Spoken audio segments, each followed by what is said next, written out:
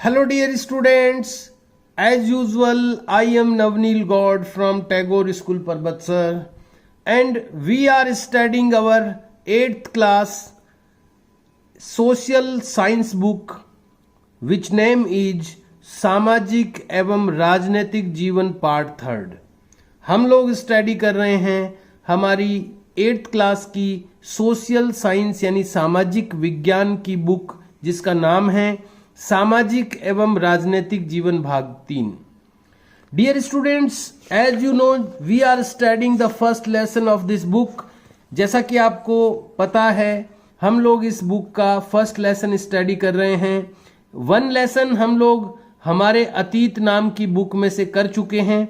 ये second book है social science की और इसमें से हम लोग फर्स्ट लेसन रीड कर रहे हैं, स्टडी कर रहे हैं।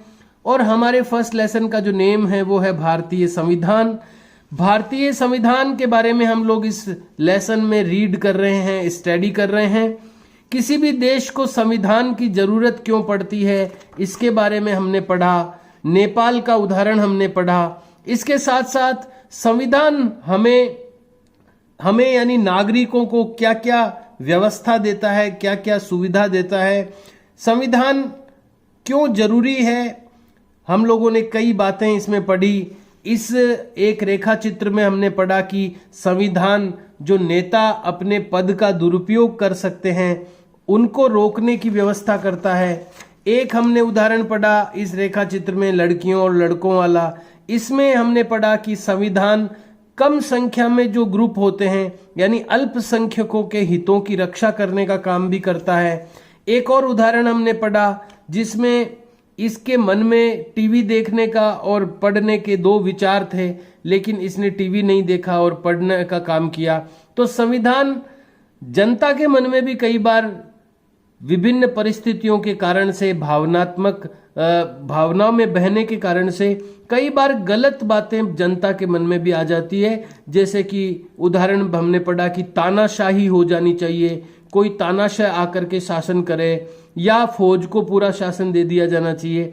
इस तरह की जो बातें हैं जो वास्तव में आगे जाकर के गलत सिद्ध हो सकती है, देश को गलत दिशा में ले जा सकती है, ऐसी बातें भी मन में आ सकती है जनता के।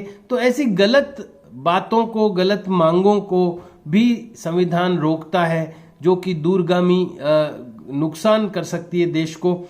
तो संविधान क्या क्या करता है, संविधान क्यों उपयोगी है, संविधान हमें क्या देता है, इसके बारे में हम लोग स्टडी कर रहे हैं। और आज हमें पेज नंबर 10 से स्टडी शुरू करनी है। आज का ये वीडियो अपना 4th वीडियो है इस लेसन का। 3 वीडियो हम लोग स्टडी कर चुके हैं इस लेसन में से। Today's video is 4th video of this lesson. इसके स्टार्टिंग में आज की जो स्टडी हमें स्टार्ट करनी है, इसके स्टार्ट होते ही एक टेबल आ गई है हमारे सामने। आइए इस टेबल को रीड करते हैं और इसको फिल करते हैं, भरते हैं। ये आपको रिटन वर्क में भी करनी है अपनी नोटबुक में। ये यहाँ से आपको क्वेश्चन राइट डाउन करना है और उसके बाद में इस तरह से 2 कॉलम की टेबल बनानी है। एक तरफ उदाहरण है, दूसरी तरफ मूलभूत नियम है। तो ये मैंने कुछ चीजें हैं लिखी है, अभी मैं आपको एक्सप्लेन करूंगा। ये आपको रिटन वर्क में करना है अपनी नोटबुक में। क्वेश्चन नहीं है ये, इसको आप क्वेश्चन तो देना ही पड़ेगा। केवल क्यू लिख दें आप या प्र लिख दें, क्योंकि इसका कोई नंबर नहीं है, तो प्रश्न लिख दें आप इसके आगे। आइए अब निम्नलिखित उदाहरणों से जुड़े मूलभूत नियमों से तालिका को भरें। कुछ उदाहरण लिखे हुए हैं यहाँ पर और वो उदाहरण कौन से मूलभूत नियमों को दिखाते हैं, दर्शाते हैं, ये हमें फिल करना है। इसके जरिए इस बात को दोहराएं कि लोकतांत्रिक समाजों में जहां लोकतंत्र है वहां पर संविधान इतनी महत्वपूर्ण भूमिका क्यों निभाता है। तो हमें कुछ एक उदाहरण करके बताया गया है, उसको जब हम पढ़ेंगे तो हमारे समझ में आ जाएगा कि आगे के जो उदाहरण है उनके लिए हमें क्या लिखना है। तो इधर उदाहरण दिए गए हैं, एक किया हुआ है और बाकी के 3 हमें करने हैं। उदाहरण छपे हुए हैं, मूलभूत नियम हमें लिखना है कि इस उदाहरण में, दिए गए उदाहरण में संविधान कौन से मूलभूत नियम का पालन करवा रहा है, या हमें क्या मूलभूत नियम जो या मूलभूत जो हम हमारे को क्या दे रहा है, बेसिकली क्या दे रहा है संविधान। तो आइए पढ़ते हैं पहला उदाहरण। नेपाल में लोकतंत्र के लिए चले आंदोलन की सफलता के बाद वहां के लोगों ने एक नया संविधान अपनाया। ये हम पढ़ चुके हैं उदाहरण, ये उदाहरण नेपाल वाला हम पिछले वीडियोस में पढ़ चुके हैं कि वहां पर पहले राजतंत्र था, राजा का शासन था, लेकिन लोगों को उनकी नीतियां, उनकी व्यवस्था से संतुष्ट नहीं थे लोग, तो लोगों को लोकतंत्र की मांग लोगों ने की, आंदोलन हुए और फिर उन्होंने लोकतंत्र वहां पर पा लिया और लोकतंत्र की स्थापना हुई। तो अब इसका ये कौन से मूलभूत नियम को सुदृढ़ करता है, ये जो घटना है, ये जो उदाहरण है, ये कौन से मूलभूत नियम को स्पष्ट करती है। तो यहां पर लिखा है, ये ऐसे आदर्श हैं जिनसे पता चलता है कि हम किस तरह की शासन व्यवस्था में रहना चाहते हैं। यानी ये बात जो जनता ने यहाँ पर जो आंदोलन किया लोकतंत्र की स्थापना के लिए, तो ये इस बात को प्रकट करता है कि जनता किस प्रकार के वातावरण में, किस प्रकार की व्यवस्था में रहना चाहती है। वही चीज यहाँ पर लिखी हुई है, ये ऐसे आदर्श हैं, ये जो संविधान है वो ऐसे आदर्श हैं जिनसे, या ये घटना जो है, ये जो उदाहरण है, ये उदाहरण ऐसे आदर्श हैं, ऐसी बातें हैं जिनसे ये पता चलता है कि हम किस तरह की शासन व्यवस्था में रहना चाहते हैं। अब हम आगे के लिए ये आपको लिखना है इस तरह से। हो सकता है कि आपके दो लाइनों में ये नहीं आ पाए, आपकी ज़्यादा लाइनें भी फिल हो सकती है, तो जितना स्पेस चाहिए उतना आप यूज करते हुए इनको कंप्लीट करें। या नंबर भी दे सकते हैं आप, नंबर 1 हो गया, ये नंबर 2 हो गया, ये नंबर 3, नंबर 4। नंबर 2 को यहां पर स्टडी करेंगे। सुरेश अपने सहपाठी अनिल को बेवजह परेशान कर रहा है।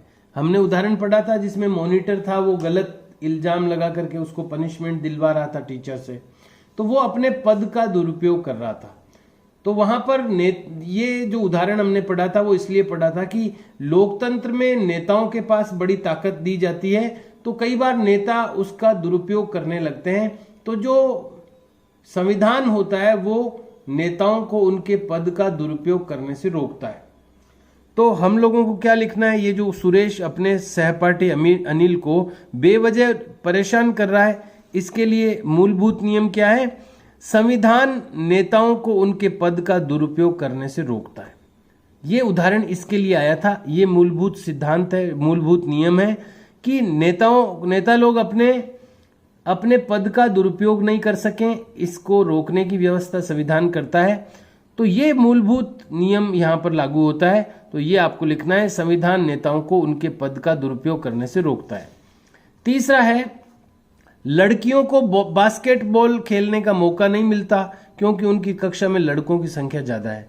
तो यहां पर मूलभूत नियम यह है कि संविधान अल्पसंख्यकों के हितों की रक्षा करता है। लड़कियां भले ही कम हैं संख्या में, लेकिन अगर संविधान बना हुआ है, कोई रूल्स बने हुए हैं, कोई व्यवस्था बनी हुई है, तो लड़कियों को भी उनकी मन से खेलने का मौका मिलेगा अगर रूल्स है तो रूल्स बनना जरूरी होता है।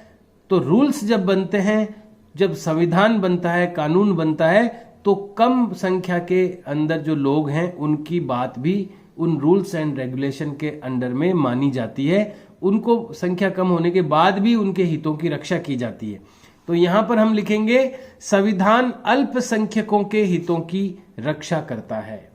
ये इससे संबंधित है। चौथा है, शबनम ने टीवी देखने की बजाय अपने अध्यायों को दोहराने का फैसला लिया। तो ये उदाहरण कौन सी बात समझाने के लिए आया था कि कई बार जनता जो होती है उसके मन में भी गलत विचार आ जाते हैं, गलत मांग करने लग जाते हैं लोग भी। वो दूरगामी उनका नुकसान होता है, लेकिन अभी लोगों को लगता है कि ये बात सही होनी चाहिए, तो लोग गलत चीजों की मांग उठाने लगते हैं। तो संविधान जो होता है इस तरह की गलत मांगों को रोकने का भी काम करता है। जैसे शबनम के मन में 2 बातें आ गई थी कि टीवी देखूं या पढ़ाई करूं, तो इस तरह जनता के मन में भी 2 बातें आ जाती कई बार। तो सही बात बताने का काम उनके माता पिता ने किया, जैसे शबनम के, ऐसे ही जनता को सही रास्ता दिखाने का काम संविधान करता है। संविधान जनता द्वारा की गई भावना में बहकर की गई, जनता द्वारा की गई, यहां से आप हटा दीजिए, जनता द्वारा, संविधान जनता द्वारा भावना में बहकर की गई गलत मांगों को रोककर देश को पतन से बचाता है। ये कुछ मूल बातें हैं जो संविधान करता है, और इन उदाहरणों के द्वारा इन बातों को, ये बातें उभर कर सामने आती हैं। तो इस तरह से आपको ये एक टेबल बना करके, ये क्वेश्चन लिख करके, प्रश्न लिख करके, और ये इस तरह से आपको रिटर्न वर्क में करना है। अब आइए आगे बढ़ते हैं। ये रिटर्न वर्क हो गया, आइए आगे चलते हैं। आइए अब भारतीय संविधान के कुछ मुख्य आयामों का अध्ययन करें और इस बात को समझें कि उपरोक्त बिंदु कुछ खास आदर्शों और नियमों का रूप किस तरह ग्रहण करते हैं। भारतीय संविधान के मुख्य लक्षण। 20वीं सदी तक आते आते, 20वीं सदी का मतलब है कि 1900 से लेकर के 2000 तक, ये 20वीं सदी थी। अभी 21वीं सदी चल रही है, 2020 चल रहा है ना, तो ये 21वीं सदी कहलाती है। और 1900 से लेकर के 2000 की जो 100 साल थे वो 20वीं सदी थी। तो 20वीं सदी तक आते आते भारतीय राष्ट्रीय आंदोलन कई दशक पुराना हो चुका था। 1947 में देश आज़ाद हो गया, तो राष्ट्रीय आंदोलन यानी देश की स्वतंत्रता का जो आंदोलन था वो कई दशकों से चल रहा था, कई दशक पुराना हो चुका था। दशक क्यों, पिछली शताब्दी में 1857 की क्रांति हुई थी, वो भी भारत को आज़ाद कराने के लिए हुई थी। तो पिछली शताब्दी में भी वो 1947 में आज़ाद हुआ, तो 1857 यानी पिछली लगभग 100 साल पहले भी वो चल रहा था। तो दशकों पुराना, दशक तो 10 सालों का ही होता है, शताब्दी 100 सालों की होती है। तो यहाँ पर लिखा है कि जो भारतीय राष्ट्रीय आंदोलन है वो कई दशक पुराना हो चुका था। 20वीं सदी तक आते आते स्वतंत्रता संघर्ष के दौरान राष्ट्रवादियों ने इस बात पर काफी विचार किया था कि स्वतंत्र भारत किस तरह का होना चाहिए। देश के लोग, कई क्रांतिकारी देश को आजाद कराने की कोशिश कर रहे थे, दशकों से बल्कि शताब्दियों से कर रहे थे।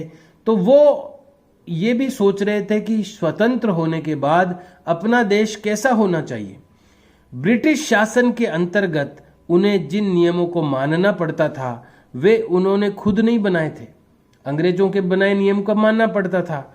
औपनिवेशिक राज्य के लंबे अत्याचारी शासन ने, औपनिवेशिक राज्य क्या होता है ये हम लोग हमारे अतीत वाली बुक में पढ़ चुके हैं कि अंग्रेज लोग जो थे पुराने, जब उनकी ताकत बहुत चरम पर थी पूरी दुनिया में, तब उन्होंने कई देशों को अपना गुलाम बना लिया था और उनको वो अपना उपनिवेश कहते थे।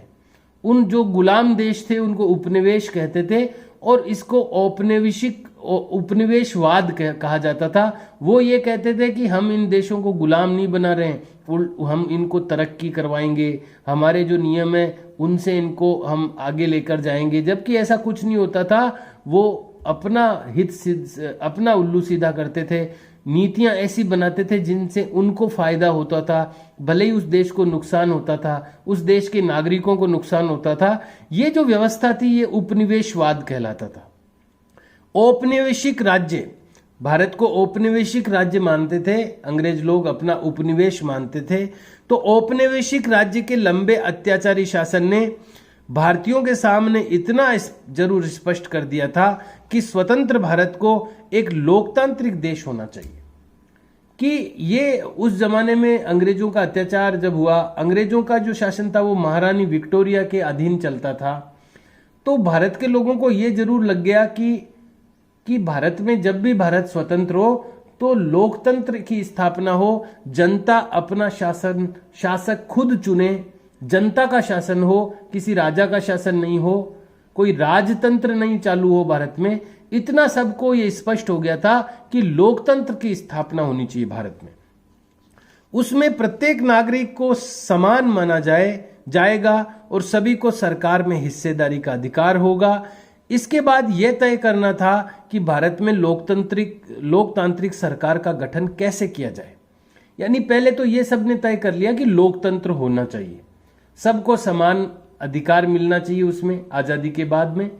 लेकिन फिर ये दूसरी बात ये आई निकल करके कि लोकतांत्रिक सरकार का गठन कैसे होगा भारत में, और उसके कामकाज के नियम तथा नियम क्या हो, कैसे काम करेगी सरकार। यह काम किसी एक आदमी के बस का नहीं था, वश का नहीं था। इसमें लगभग 300 लोगों ने योगदान दिया। देखिए भारत में लोकतंत्र की स्थापना कैसे होगी, नई सरकार आजादी के बाद में नई सरकार कैसे बनेगी और उसके नियम कायदे क्या होंगे, ये एक जने के ये तय करना किसी एक जने के वश की बात नहीं थी, क्योंकि ये बहुत लंबा विषय है। बहुत ही समय लगा करके नियम कायदे लिखना, बहुत सोच समझ करके लिखना, क्योंकि एक भी गलत बात अगर लिख दी गई तो आगे उसका बहुत नुकसान हो सकता है, क्योंकि वो कानून बन जाएगा। तो ये एक व्यक्ति के बस की बात नहीं थी। 300 लोगों ने ये चीज तय करने में अपना योगदान दिया। 1946 में, देखिए 1947 में तो आजाद हो गया भारत, उससे एक साल पहले की बात है। 1946 में गठित की गई संविधान सभा, यानी आजादी से पहले ही संविधान सभा गठित हो चुकी थी। 1947 में देश को आजादी मिली 15 अगस्त 1947 को। 1946 में संविधान सभा गठित हुई जिसने संविधान का निर्माण करना शुरू किया। तो 1946 में गठित की गई संविधान सभा के सदस्य थे जो ये 300 लोग जो थे, जिन लोगों ने संविधान बनाया, ये संविधान सभा के सदस्य थे। ये 300 लोग जिन्होंने संविधान लिखने में अपना योगदान दिया। और ये 1946 में यानी आजादी से एक साल पहले ये संविधान सभा बनी भावी संविधान के निर्माण के लिए। उस समय तो भावी था, वो बनने वाला था संविधान। तो भावी संविधान के निर्माण के लिए अगले 3 साल तक संविधान सभा की बैठकें होती रही। 46 में देखिए अपन 2 राष्ट्रीय उत्सव मनाते हैं, एक तो आजादी का उत्सव, एक संविधान लागू होने का उत्सव। 15 अगस्त 1947 को हमारा देश आजाद हुआ। 47 में आजादी मिली, लेकिन संविधान कब लागू हुआ? 1950 में, यानी 3 साल के बाद। और 1 साल पहले ही ये संविधान सभा बन गई थी 46 में। तो 47, 48, 49, 49 और 50, यानी 3 या 4 साल तक ये बैठकें उसकी संविधान सभा की होती रही। 300 लोग उसमें थे और 3 साल 46 में बनी संविधान सभा और 50 में वो संविधान बन करके फिर लागू हुआ। तो ये 3-4 सालों की मेहनत का परिणाम है अपना संविधान। 300 बुद्धिजीवी अच्छे लोगों ने 3-4 साल तक मेहनत करके अपना ये संविधान बनाया। ये 300 लोग इन्होंने अपना योगदान दिया संविधान बनाने में। संविधान सभा के ये सदस्य थे। संविधान सभा ने ही संविधान की रचना की।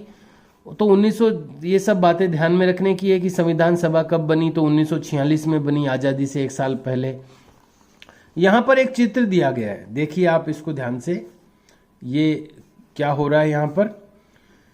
संविधान सभा के सदस्यों के बीच एकता की एक जबरदस्त भावना थी। ये संविधान सभा है, जो 300 लोग हैं ना संविधान सभा में, ये 300 लोगों की उस जमाने का फोटो है। ये संविधान सभा का है ये फोटो।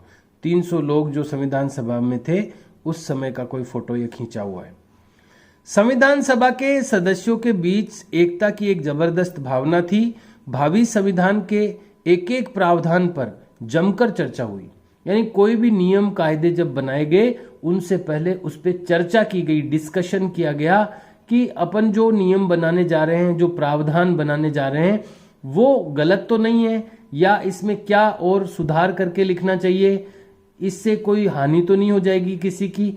तो ये इसके एक एक प्रावधान पर जमकर चर्चा हुई और सभी लोग सहमति विकसित करने के बारे में गंभीर थे, यानी सब लोग सीरियसली उन पे विचार करते थे एक एक चीजों पर, और सभी लोग गंभीरता से विचार करके और फिर एक राय करके उसको लिखा गया। उपरोक्त चित्र के मध्य में सरदार वल्लभ भाई पटेल दिखाई दे रहे हैं, जो संविधान सभा के एक महत्वपूर्ण सदस्य थे। ये संविधान, ये देखिए, ये वल्लभ भाई पटेल है, सरदार वल्लभ भाई पटेल, जो देश के पहले गृह मंत्री और उप प्रधानमंत्री थे। और ये संविधान सभा का सदस्य दृश्य है। ये यहाँ पर ये चीज बताई गई है कि इन 300 लोगों का बड़ा योगदान था संविधान में, और एक एक चीज पे खूब चर्चा करके फिर एकमत होके वो चीजें तय की गई। 3 सालों तक उसकी मीटिंगें चलती रही। यहाँ पर अपन ने पढ़ा है 3 साल तक ये संविधान सभा की बैठकें होती रही। लगभग 3 साल का समय बताया गया है यहाँ पर। संविधान सभा के इन सदस्यों के सामने एक बड़ी जिम्मेदारी थी। हमारे देश के में कई समुदाय थे। समुदाय यानी आप धर्म मान लो। कई समुदाय थे देश में, जिनकी न तो भाषा एक थी, न एक धर्म था, और न ही एक जैसी संस्कृति थी। तो भाषा, भारत में कितनी क्षेत्रीय भाषाएं बोली जाती है? राजस्थानी, गुजराती, असमी, पंजाबी। जिस राज्य में लगभग राज्यों की अपनी अपनी क्षेत्रीय भाषाएं हैं। तो भारत में अनेकों प्रकार की भाषाएं थी, और धर्म भी, कई धर्मों के लोग भारत में रहते थे, और कई संस्कृतियां भारत में हैं। वैसे भी जब संविधान लिखा जा रहा था, उस समय हमारा देश भारी उथल पुथल से गुजर रहा था, क्योंकि 1946 में संविधान सभा बनी। 47 के बाद ही लगभग काम हुआ होगा। आजादी के बाद बन भले ही गई 46 में, तो 47 के बाद में, जब 47 में आजादी मिली अपने को, तो भारी उथल पुथल चल रही थी। भारत पाकिस्तान अलग हो गए, मारकाट मच गई उस समय। कई भारत के लोग जो भारत में रहना चाहते थे वो पाकिस्तान के इलाके में थे, जो पाकिस्तान में रहना चाहते थे वो भारत के इलाके में थे। वो जब जा रहे थे तो उनके ऊपर अत्याचार किए गए। बहुत विकट स्थिति बन गई थी। तो उथल पुथल से देश गुजर रहा था। भारत और पाकिस्तान का बंटवारा लगभग तय हो चुका था। कुछ रियासतें तय नहीं कर पा रही थी कि उनका भविष्य क्या होगा। देखो, जब भारत आजाद हुआ तब अंग्रेजों ने बहुत ही चालाकी से क्या किया कि पूरे देश को एकजुट आजाद नहीं किया। उन्होंने अलग अलग जो छोटे छोटे राजा थे पुराने जमाने में, उनको अलग अलग स्वतंत्र कर दिया कि आपकी इच्छा हो तो आप खुद अपनी रियासत रखो, भले आप भारत में शामिल हो चाहे आप पाकिस्तान में शामिल हो, सबको स्वतंत्र कर दिया। और स्वतंत्र करने से कई ऐसी रियासतें थी जिनमें स्वार्थ जाग गया। उनको लगा कि अभी मौका सही है। कईयों ने तो ये सोचा कि हम तो अपने अलग ही रियासत रखेंगे, हम भारत में भी शामिल नहीं होंगे, पाकिस्तान में भी शामिल नहीं होंगे। कई ऐसी रियासतें थी जो भौगोलिक रूप से तो भारत के एरिया में है, लेकिन वो कह रहे थे कि हम पाकिस्तान में मिलेंगे। तो वो पाकिस्तान में मिलेंगे तो फिर कैसे संभव था? तो ये रियासतें, अलग अलग छोटे छोटे राजा लोग, इनको अंग्रेजों की यही चाल थी कि ये आपस में या तो लड़ाई झगड़ा हो जाएगा, या फिर ये इस तरह की स्थिति पैदा हो जाएगी जैसे भारत के बीच में कोई पाकिस्तान की रियासत हो गई, या पाकिस्तान के बीच में भारत की रियासत हो गई, या इनके बीच में आगे जाकर के इस तरह का द्वेष चलता रहेगा। तो अंग्रेजों ने ये लड़ाई झगड़ा कराने के लिए ही भारत पाकिस्तान अलग करके या रियासतों को स्वतंत्रता दे दी कि आप चाहे जो कर सकते हैं। तो ये भारत का बंटवारा लगभग तय हो चुका था, पाकिस्तान बना था उस समय। कुछ रियासतें तय नहीं कर पा रही थी कि उनका भविष्य क्या होगा, वे किधर जाएंगी, यानी वो भारत में मिलेगी कि पाकिस्तान में मिलेगी। जनता की सामाजिक आर्थिक स्थिति भयानक थी। लोगों को पलायन करना पड़ रहा था। भारत के हिस्से के लोग कई पाकिस्तान जा रहे थे, पाकिस्तान के कई हिस्से के लोग भारत आ रहे थे। वो अपना, अब जैसे कोई पीढ़ियों से पाकिस्तान में रह रहा है और उसकी धन संपत्ति, जायदाद, जमीन सब पाकिस्तान में थी, लेकिन उसको भारत में आना था तो वो सब कुछ छोड़ करके उसको आना पड़ा पाकिस्तान में। जमीन, जायदाद सब, केवल अपना कपड़े और मिनिमम सामान लेकर के, जान बचा के उनको भारत में आना पड़ा। तो उनकी जो स्थिति थी लोगों की, सामाजिक और आर्थिक स्थिति बड़ी भयानक थी। संविधान सभा के सदस्यों के सामने ये सारे मुद्दे थे, लेकिन उन्होंने अपने इस ऐतिहासिक दायित्व को बहादुरी से पूरा किया। इतनी विकट स्थिति में संविधान लिखा जा रहा था, लेकिन उन्होंने धैर्य रख करके और सारी बातों को बहुत ही ध्यानपूर्वक, गंभीरतापूर्वक संविधान लिखा, बहादुरी से पूरा किया और देश को एक ऐसा कल्पनाशील दस्तावेज दिया जिसमें राष्ट्रीय एकता को बनाए रखते हुए विविधता के प्रति गहरा सम्मान दिखाई देता है। भारत में अनेकों भाषाएं चलती है, अनेकों प्रकार के धर्म को मानने वाले लोग रहते हैं, इसलिए संविधान सभा के 300 सदस्यों ने मिलकर धैर्य पूर्वक, बहादुरी पूर्वक ऐसा संविधान बनाया जिसमें विविधता के प्रति गहरा सम्मान दिखाई देता है कि जितनी भी विविध प्रकार की भाषा को बोलने वाले लोग हों, विविध प्रकार के धर्मों को मानने वाले लोग हों, विविध प्रकार की संस्कृतियों वाले लोग हों, सबका सम्मान इसमें अपने संविधान में दिखाई देता है। उन्होंने जो दस्तावेज तैयार किया उसमें सामाजिक आर्थिक सुधारों के जरिए गरीबी उन्मूलन, संविधान जब तैयार किया गया तो उसमें गरीबों का उन्मूलन कैसे होगा, गरीबी का उन्मूलन यानी गरीबी को दूर कैसे किया जाएगा। भारत की स्वतंत्रता के बाद में जो जातियां पिछड़ गई हैं, पिछड़ी हुई है, उनको कैसे आगे लाया जाएगा, ये सारी बातें उस समय उन्होंने उसमें दस्तावेज में दर्ज की। उन्होंने जो दस्तावेज तैयार किया उसमें सामाजिक आर्थिक सुधारों के जरिए गरीबी उन्मूलन और जनप्रतिनिधियों के चयन में जनता की महत्वपूर्ण भूमिका पर काफी जोर दिया गया है। तो ये दो बातों पर जोर दिया गया है कि एक तो गरीबी का उन्मूलन कैसे होगा भारत से, इसके लिए नियम कायदे उसमें डाले गए संविधान में। दूसरा, जब जनप्रतिनिधि चुनने जाएंगे, जनप्रतिनिधि यानी ये एमएलए, एमपी, नगर पालिका के अध्यक्ष, वार्ड पंच, ये जनप्रतिनिधि जब चयन किए जाएंगे तो जनता की महत्वपूर्ण भूमिका कैसे रहेगी, उसमें जनता कैसे उनको कंट्रोल कर सकेगी, कैसे उनको चुनने में जनता का अहम हिस्सा रहेगा, इन बातों पर विशेष काफी जोर दिया गया। यहां पर एक चित्र दिया गया है साइड में, बाबा साहब भीमराव अंबेडकर का चित्र है। हम सब जानते ही हैं बाबा साहेब डॉक्टर भीमराव अंबेडकर को भारतीय संविधान का जनक कहा जाता है। डॉक्टर अंबेडकर का विश्वास था कि संविधान सभा में उनकी हिस्सेदारी से अनुसूचित जातियों को संविधान के प्रारूप में कुछ सुरक्षात्मक व्यवस्था मिली है। देखिए, अनुसूचित जातियां, कुछ ऐसी जातियां हैं जिनको हम शेड्यूल कास्ट कहते हैं, इंग्लिश में शेड्यूल कास्ट एससी कहते हैं।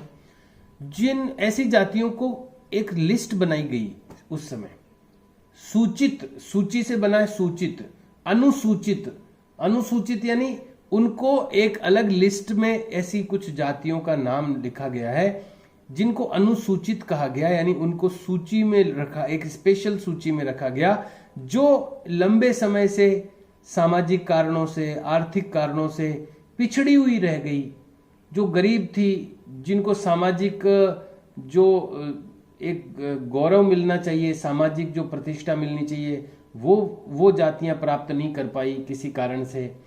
तो ऐसी जातियों को एक लिस्ट में रखा गया, एक स्पेशल लिस्ट में रखा गया, जिनको इसलिए उन जातियों को अनुसूचित जातियां कहा गया। आज उसको इंग्लिश में शेड्यूल कास्ट कहते हैं, एससी कहते हैं अपन, जैसे रेगर है, मेघवाल है, हरिजन है, ये एससी में अनुसूचित की गई जातियां हैं। तो ये ऐसा मानते थे डॉक्टर भीमराव अंबेडकर, ये खुद भी अनुसूचित जाति में से ही थे। ये इन्होंने भी काफी भेदभाव का सामना किया था, लेकिन विभिन्न प्रकार की चुनौतियों में से भी ये इन्होंने बहुत अच्छी शिक्षा प्राप्त की और बहुत अहम योगदान भी दिया अपने संविधान को बनाने में। और ये डॉक्टर भीमराव अंबेडकर ऐसा मानते थे कि इनकी हिस्सेदारी से, यानी संविधान सभा में ये थे, इनकी महत्वपूर्ण हिस्सेदारी थी उस काम को, संविधान को लिखने में। तो ये ऐसा मानते थे कि मेरी अहम हिस्सेदारी के कारण अनुसूचित जातियों को संविधान के प्रारूप में कुछ सुरक्षात्मक व्यवस्था मिली है, यानी उन जातियों की सुरक्षा के लिए कोई व्यवस्था अगर संविधान में बनी है तो वो मेरे कारण बनी है, मेरा भी उसमें योगदान रहा है, ऐसा ये मानते थे। लेकिन उन्होंने यह भी कहा था कि भले ही कानून बन गए हो, अभी भी अनुसूचित जातियां बेफिक्र नहीं हो सकती, क्योंकि इन कानूनों का संचालन सवर्ण हिंदू अधिकारियों के हाथों में ही है। यानी एक भेदभाव की भावना उस समय में थी, जो कि जो ऐसी जातियां थी जो सक्षम थी सामाजिक रूप से, आर्थिक रूप में, क्योंकि जो कंट्रोल था वो उन्हीं के हाथ में था। तो इसलिए इनका यह कहना था कि भले ही हमने अनुसूचित जातियों के लिए कानून बना दिए हों, लेकिन जो उनको कानून का पालन करवाने वाले हैं, जो इसको कंट्रोल करने वाले हैं नियम कायदों को, अभी भी वो सवर्ण लोग ज्यादा हैं उसमें, यानी जो रेपुटेड जातियां हैं, जो सक्षम जातियां हैं वो ज्यादा हैं। इसलिए ये बेफिक्र नहीं हो सकती, जो अनुसूचित जाति के लोग हैं वो बेफिक्र नहीं हो सकते। इसलिए उन्होंने अनुसूचित जातियों से आह्वान किया कि वे सरकार के अलावा लोक सेवाओं में भी बढ़ चढ़कर शामिल हों। यानी सरकार में तो वो आए ही, लेकिन वो लोक सेवाओं यानी कि जो सरकारी नौकरियां हैं उनमें वो बढ़ चढ़ करके आगे आए। इसलिए उन्होंने आरक्षण की व्यवस्था भी लागू की, ताकि जो अनुसूचित जातियों के लोग हैं वो अधिक से अधिक सरकारी नौकरियों में आए, सरकारी अफसर बने, और चुनावों में भी उनको जनप्रतिनिधि बनने का मौका भी मिले, ताकि वो कंट्रोलिंग की भूमिका में आए और उनको अपनी उन जातियों को वो लाभ मिल सके जो संविधान में लिखे गए हैं। तो ऐसी इनकी भावना थी डॉक्टर भीमराव अंबेडकर की, और ऐसा उनको लगता था कि उनकी महत्वपूर्ण भूमिका के कारण अनुसूचित जातियों को अधिकार मिले। तो ये हम लोगों ने पढ़ा है अभी तक कि भारतीय संविधान कैसे बना, कितने उसमें लोग थे, 300 लोग थे उसमें, और संविधान सभा बनी 1946 में।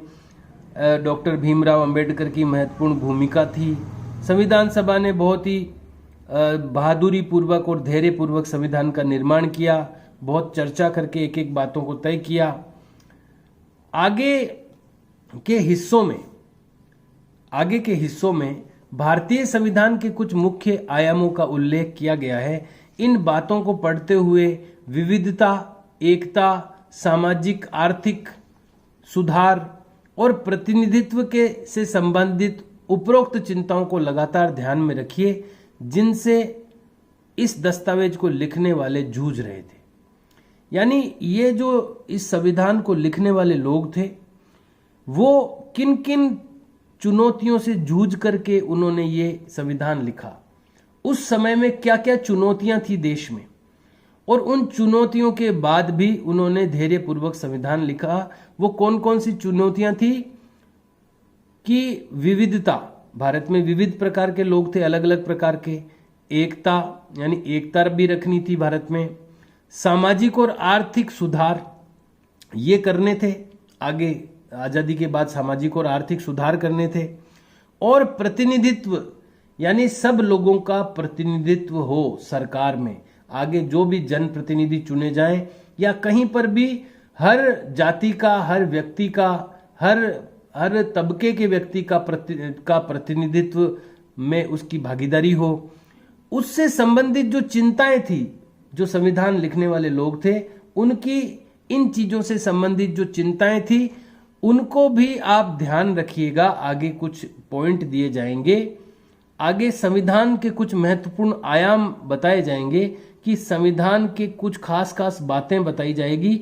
तो उनको पढ़ते समय आप इन बातों का ध्यान रखना कि उन लोगों ने इन चीजों को ध्यान में रखा। हर चीज को लिखते समय, हर आयाम को लिखते समय, संविधान के हर हिस्से को लिखते समय उन 300 लोगों ने, उस संविधान सभा ने इन चीजों को ध्यान में रख कर के चीजों को लिखा। विविधता थी लोगों में, एकता स्थापित करने के लिए, आर्थिक और सामाजिक सुधार लोगों में होगा आगे, इसको ध्यान में रखा।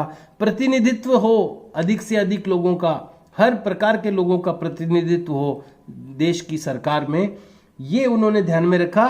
तो जब आप संविधान के महत्वपूर्ण आयाम पढ़ेंगे, अभी आगे जो संविधान के महत्वपूर्ण जो विशेषताएं पढ़ेंगे आप, उनमें ये बातें नजर आएगी आपको, जिनसे इस दस्तावेज को लिखने वाले जूझ रहे थे।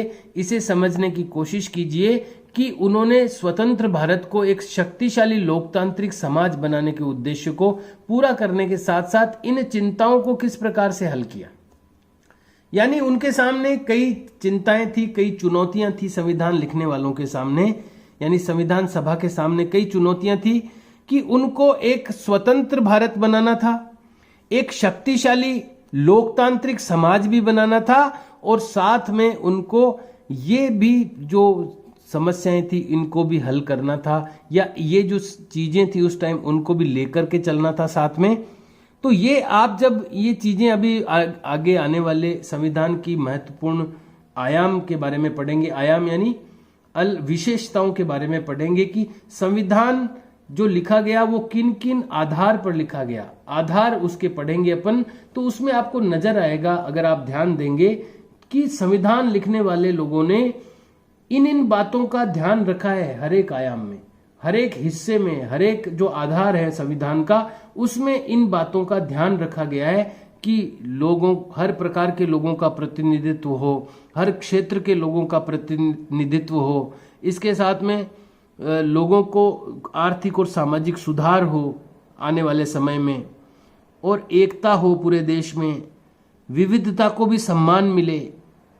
ये सारी चीजों के आधार पर संविधान लिखा गया, ये बात आपको नजर आएगी और आपको ये बात ध्यान में भी रखनी है आगे जब पढ़ेंगे हम इन पॉइंट्स को। जैसे कि सबसे पहला जो संविधान का आयाम है वो है संघवाद। यानी संघवाद का मतलब है भारत में जितने भी राज्य हैं अलग अलग, उनको मिला करके अपना देश बनता है। तो उनकी भी, हर एक राज्य को भी कुछ पावर दिए गए हैं संविधान में, और फिर देश की जो केंद्र की सरकार है, केंद्र सरकार है, उसके भी पावर हैं। तो संघवाद का मतलब है कि संघ यानी होता है मिलकर के बना हुआ होता है संघ। तो कई राज्यों से मिलकर के, कई रियासतों से मिलकर के देश बना है। तो उनको भी अपनी कुछ बातें, हर एक राज्य को अपनी कुछ बातें या अपने कुछ नियम कायदे रखने का भी हक संविधान में है, और लेकिन इसके साथ साथ में वो भारत के अंग भी हैं।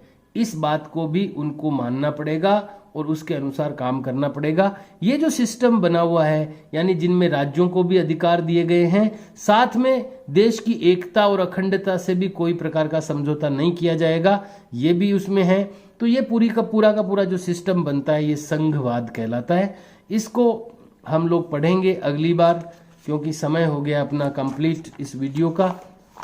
हम लोग इस भारतीय संविधान के जो विभिन्न आयाम हैं, यानी विभिन्न जो आधार स्तंभ है जिनके आधार पर संविधान लिखा गया है, उनके बारे में हम लोग पढ़ेंगे, जिसमें संघवाद आएगा, एक आएगा संसदीय शासन प्रणाली, संसदीय शासन पद्धति। भारत की संसद शासन करती है, संसद के लोकसभा और राज्यसभा ये उसके अंग हैं, इसके बारे में हम पढ़ेंगे। फिर शक्तियों का बंटवारा कैसे किया गया देश के अंदर, उसके बाद में मौलिक अधिकार क्या हैं देश के लोगों के, धर्मनिरपेक्षता के बारे में हम लोग पढ़ेंगे। तो ये सारे जो आधार हैं संविधान के, ये हम लोग स्टडी करेंगे इनकी, और इनके बारे में पढ़ेंगे अगले वीडियो में। मैं आपको यहाँ पर ये कहना चाहूँगा, अगले सैटरडे, आने वाले सैटरडे को आपका टेस्ट होने वाला है। तो सैटरडे को अपनी नोटबुक्स चेक कराने के लिए भी आना है सभी को, और जितना वर्क आपकी नोटबुक्स में हो रखा है उसको लर्न भी करके आना है आपको। हमने जैसे एक लेसन हमारे अतीत में से पढ़ लिया है तो वो उसमें से भी आएगा टेस्ट में, और जितना वर्क अभी इसमें से किया है आज तक वो भी उसमें आएगा। तो टेस्ट में जितना रिटर्न वर्क आपने नोटबुक्स में किया है किसी भी सब्जेक्ट की नोटबुक्स में, वो आपको लर्न करते रहना है, और उसमें से ये टेस्ट होगा। तो आप टेस्ट की तैयारी करें और समय पर आएँ, अपनी नोटबुक्स भी शो करें और टेस्ट भी दें। और इससे क्या है, आपको लर्न करने की तरफ भी आपका ध्यान आएगा, याद करने की तरफ भी आप थोड़ा आगे बढ़ेंगे। ये हम लोग चाहते हैं कि केवल आप रिटर्न वर्क करके आप फ्री नहीं हो, बल्कि जो वर्क हम कर रहे हैं उसको याद भी करते जाएं, ऐसी हम अपेक्षा करते हैं। तो अपना वर्क अच्छी हैंडराइटिंग में करें ताकि वो साफ सुंदर दिखे और आप उसको अच्छी तरह पढ़ पाएं, और तरीके से करें और उसको याद करें। हम लोग मिलेंगे अगली बार अगले वीडियो में, तब तक अपना वर्क बहुत अच्छा सुंदर करें और उसको याद करें। Have a nice day, see you and bye.